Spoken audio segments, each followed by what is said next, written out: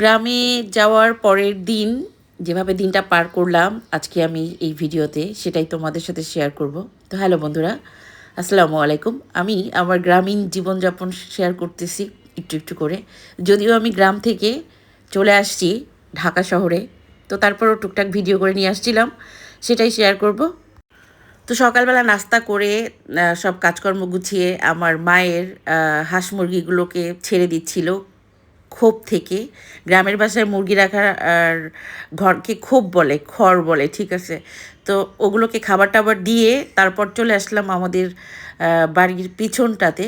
তো এখানে আমার মা হচ্ছে একটু চাষবাস করছে, সেটা হচ্ছে লাউ কুমড়া আর গাছ লাগিয়েছে। তো ওখানে কি কি আছে না আছে সেটাই দেখছিলাম। একটু কুমড়া ধরেছে আর একটু লাউ ধরেছে, এখনও ওগুলো হয়নি বড় সেরকম। তো একটু শাক পাতাও টোকাবো, তো ভাবলাম যে একটু ঘুরে ঘুরে দেখি। গ্রামে আসলে না একটু হাঁটা চলা ঘোরাফেরাই হয়। তো এইটা হচ্ছে আমার মায়ের বাড়ির পিছনের অংশটা। তো এই পাশ দিয়েই যত কৃষি জমি, বাড়ির পাশ ঘেঁষে অনেক শাকসবজি চাষবাসও হয়েছে। এই যে এটা লাউ গাছ, ছোট একটা লাউও ধরছে, তো ওগুলো দেখছিলাম। তো এই যে আমার কন্যারাও খুবই এক্সাইটেড।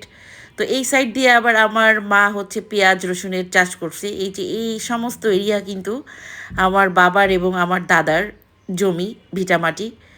তো এখানে আমার মা হচ্ছে কিছু জমিতে পেঁয়াজ রসুনের চাষ করেছে। তো এগুলোই হেঁটে হেঁটে দেখছিলাম, পেঁয়াজের কলি তুলবো আর হচ্ছে এখান থেকে কিছু শাক পাতা নিব, যেটা দুপুরের জন্য রান্না বান্না হবে। গ্রামে গেলে এই টাইপের শাক তোলা বা খাওয়া কিন্তু মিস করি না, খুবই মজার একটা সবজি। তো এই যে আমার কন্যারা তারা হেঁটে হেঁটে সরিষা ফুল দেখছিল।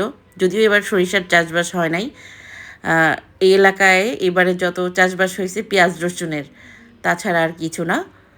তো এই যে এইখান দিয়ে হচ্ছে ধানের চাষবাস করবে আমার চাচারা। তো পানি এখনও শুকায় নাই। তো এই তো এখানে হচ্ছে নতুন নতুন শাক, পালংচ শাক বলে ওটাকে, তো বলতে পারলাম কি না বুঝতেছি না। ওগুলোই তুলছিলাম আমি আর চাচি মিলে। তো দুপুরের জন্য রান্নাবান্নার আয়োজন চলতেছে, মানে এটাকে রেডি করা বলে, আমার চাচি করে দিচ্ছে। আমি আর আমার চাচি আজকে রান্না করব। তো চাচি রেডি করতেছে শাক পাতা বেছে। বড়টা পারবো? আরে পাকলে তো ভালোই তো মনে হয় না? আরে আল্লাহ, বিসমিল্লাহ আল্লাহ। এই দেখছো পায়রা ফেলছি।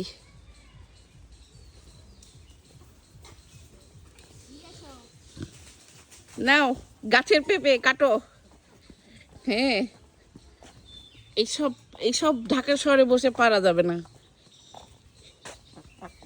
ঢাকা শহরে বসে গাছ থেকে পেঁপে খেয়ে চেয়ারে বসে কেটে, হ্যাঁ, আমার মা ডাইনিং এ বসে খাবার রেডি করতেছে, সেই ব্যাপার। দেশি মুরগি একটা কাটা ছিল, একটা কাটতে হবে না? হ্যাঁ, এইটা হলো শালগম, ক্ষেত থেকে পেঁয়াজের কলি, রাইট? হ্যাঁ, ক্ষেতের পেঁয়াজ। ক্ষেতের পেঁয়াজ, এই যে ক্ষেতের পেঁয়াজ। ক্ষেতের পেঁয়াজ, ঠিক আছে। তো গ্রামে এক মাস বাজার না করে খাইলেও কোনো অসুবিধা নাই। হ্যাঁ, এই মুরগি খাবো আজকে। হাতের পালা না, আমার মার লালন পালন কৃত মুরগি। আমার মন চাইছে আমি পেঁপে দিয়ে খাবো, ব্যাস, বাকিটা ইতিহাস হয়ে যাবে। শাক তুলে আনছি, শাক খাবো, ঠিক আছে। নিজেদের ক্ষেতের শাক। হ্যাঁ, ক্ষেতের শাক, সবই ক্ষেতের, সেই ব্যাপার। তো এখানে মুরগি কাটা হচ্ছে। মুরগি একটা আস্তভাবে আমার মা আমার জন্য রেখে দিয়েছিল, আর একটা কাটা ছিল। তো সব বের করছে, মানুষ যেহেতু আমরা অনেক। তো এই তো একটা ছোট বাচ্চা মুরগি ছিল আর একটা হচ্ছে বড় মোরগ ছিল, দুইটা মিক্সড করে রান্না বান্না হয়েছে। তো এগুলো কিন্তু আমার মায়ের নিজের লালন পালন করা মুরগি ছিল। বাড়িতে যাওয়ার পর আমার মা বেশ ভালো খামারি এবং কৃষক হয়ে গেছে লাস্ট 1 বছরে। আমার তো খুবই ভালো লাগছে, এটা আমার আমার স্বপ্ন ছিল। হ্যাঁ, আমি ভাবতাম আমার এরকম একটা গ্রাম থাকবে, আমি একটু খামারি হব, কৃষিকাজ করব আমার হাজব্যান্ডকে নিয়ে। কিন্তু আমার স্বপ্নই রয়ে গেল, সেটা আর হলো না, ঠিক আছে। তো এই যে বাহিরে আমরা একটা চুলা পাতায় নিলাম আমার চাচির বুদ্ধিতে। এখানে ইট পাতিয়ে একটা চুলার কী বলে এগুলোরে, যাই হোক সিস্টেম করে আমার ছোট চাচি উনি সিস্টেমটা করে তারপর আমরা বাহিরেই চুলা বানিয়ে পিকনিকের মতো স্টাইলে দুইজনে রান্না করতেছিলাম, আমি আর আমার চাচি। তো দেশি মুরগি দিয়ে হবে পেঁপের রান্না, আর টুকটাক ভাজি টাজি যা রান্না সেটা হচ্ছে রান্নাঘরের ভিতরে আমার মাই করে নিচ্ছিল। তো আমরা জাস্ট চিকেনটা পেঁপে দিয়ে ঝোল করব, ঠিক আছে, আজকে রান্নাবান্না এগুলোই। তো এখানে মশলা টশলা কষিয়ে আমি রান্না করছিলাম, আমি আর আমার চাচি দুজনে মিলে। তো খুব আনন্দ করেছি, কয়টা দিন যে ছিলাম সব কিছু মিলে না খুব ভাল লাগছে। আর আমার বাবার গ্রাম আমার সব সময়ের জন্যই ভালো লাগে, সব সময় যেতে পারি না, বছরে একবার গেলেও সেই সময়টা আমি খুব এনজয় করি নিজের মতো করে। তো এবারটাতে সেটাই করলাম। তো মাংসটা কষিয়ে পেঁপে দিয়ে দিলাম, পেঁপেটাও কিন্তু গাছের, নিজেদের আর কি, নিজেদের গাছের, বাজার থেকে কোনো কিছু কিনতে হয় না। সবজি টবজি বা যাই হোক না কেন, লবণ আর তেল ছাড়া সেরকম কিছু কিনতে হয় না আসলে। গ্রামে থাকার এই এক সুবিধা, তাই না? তো এই তো মাংসটাকে বেশ ভালোভাবে কষিয়ে নিচ্ছি। আর কালারটা কিন্তু দেখে বোঝা যাচ্ছে বেশ ভালো একটা কালার আসছে, তরকারিতে মজার হয়েছিল। মাটির চুলায় রান্না করলে তো এমনিতেই স্বাদ অনেক হয়ে যায়। তো এই তো কষিয়ে লম্বা করে ঝোলের পানি দিয়ে দিলাম, একটু ঝোল ঝোল রাখবো। আর যেহেতু গ্রামের রান্নাবান্না মানুষজন বেশি থাকে, মাটির চুলায় রান্নলে তখন ঝোল থাকলেও অসুবিধা হয় না, খেতে কিন্তু বেস্ট টেস্ট লাগে। আর তরকারিটা খুব মজার হয়েছিল কিন্তু।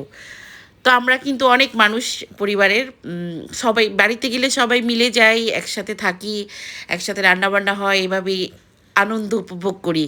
যাই যা কিছুই খাওয়া হোক না কেন খুব উপভোগ করি আর কি। তো এই যে রান্না কিন্তু অলমোস্ট হয়ে গেছে। তো আমার চাচি হচ্ছে একটু টেস্ট করার জন্য লবণ হয়েছে কিনা আমার ভাইকে দিল। তো আমি ওকে বলতেছিলাম একাই খাবি, তো দুইজনে একটু লবণ টবণ চেক করলাম। ও আমাকে বললো যে না তুমি খাও, দেখো কেমন হয়েছে। আমি বললাম না খাও তুমি, এমনি আর কি দুষ্টামি করলাম দুজনে। তো তরকারির স্বাদটা না খুব মজা হয়েছিল। তো এই আর কি, সবাই মিলে যেটা বলছিলাম, সবাই মিলে বাড়িতে যখন আমরা সময় পার করি তখন আমাদের অনেক আনন্দ হয়। এই আনন্দ আমরা কোনো কিছুতেই পাই না। তো আমি আমার একমাত্র হাজব্যান্ডকে খুব মিস করছিলাম, তাকে কিন্তু নিয়ে যাইনি এবারটাতে ইচ্ছা করেই। হ্যাঁ, এটা হচ্ছে প্রতিশোধ নেওয়া।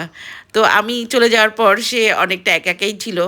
এসে দেখি তার অবস্থা খুবই খারাপ, সে হয়তো খাবারের একটু কষ্টই করেছে, হাত মুখ শুকিয়ে গেছে। তো আমি তাকে এসে বললাম যে দেখো আমি না থাকলে তোমার এই নাজেহাল অবস্থা, ঠিক আছে।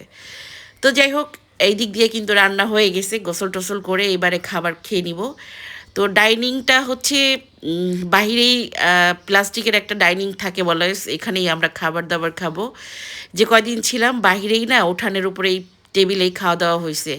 আমার দাদির আমলে সবসময় মাদুর পেতে উঠানে খাবার খাওয়া হতো। তো এখন দাদির ছেলের বউদের আমলে আমরা একটু আপডেট হয়েছি, প্লাস্টিকের চেয়ার পেতে উঠানে ভাত খাই, ঠিক আছে। তো খাওয়া দাওয়ার পর বিকালে বের হয়েছি একটু প্রাকৃতিক সৌন্দর্য উপভোগ করতে। খালের ওপারের একটা বাড়ির সবজি চাষ হয়েছে, লাউ বেশ ধরছে, ভালোই লাগলো।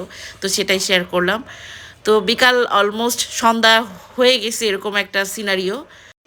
তো চারপাশ ঘুরে ঘুরে দেখছিলাম, বেশ ভালোই লাগছিল। তো এই ছিল আমার ছোট্ট একটি ব্লগ।